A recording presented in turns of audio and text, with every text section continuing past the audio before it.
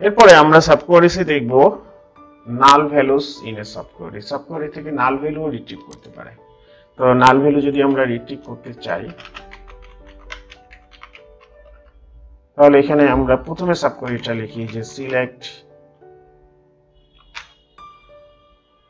mgr.manager id from employees। তাহলে এখানে আমরা সবগুলো রোই দেখতে পাচ্ছি, যতগুলো রো ছিল সবগুলোই এখানে দেখতে পাচ্ছি। এখন আমরা এই যে কোয়ারিটা এখানে লিখলাম, এই কোয়ারিটাও যদি আমরা নট ইন দিয়ে করি, যে এখানে যে ম্যানেজার আইডিটা আমরা বের করতেছি, এখানে যদি আমরা নট ইন দিয়ে করি যে select emp.last name from employees,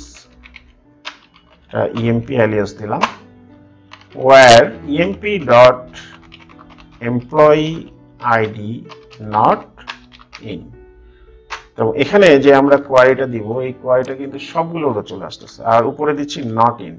তো নট ইন যদি হয় মানে যেগুলো এইটার মধ্যে নাই, তো এখানে তো সবগুলোই আছে, তাহলে ভ্যালুটা কি আসতেছে? No row selected. এটা যদি আমরা একটু উল্টাই দিই, নট ইন না দিয়ে আমরা এখানে যদি দিই শুধু ইন, তাহলে সবগুলো দেখাচ্ছে।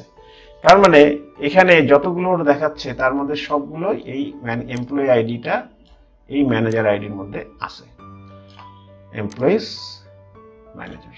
তো সো আমরা এখান থেকে ইন এবং নট ইন দিয়ে বুঝলাম যে কিভাবে এটা করা যায়।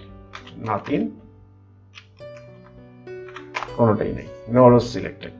তো এই সেশনে আমরা দেখলাম নাল ভ্যালুস ইন এ সাবকোয়ারিজ। আসসালামু আলাইকুম।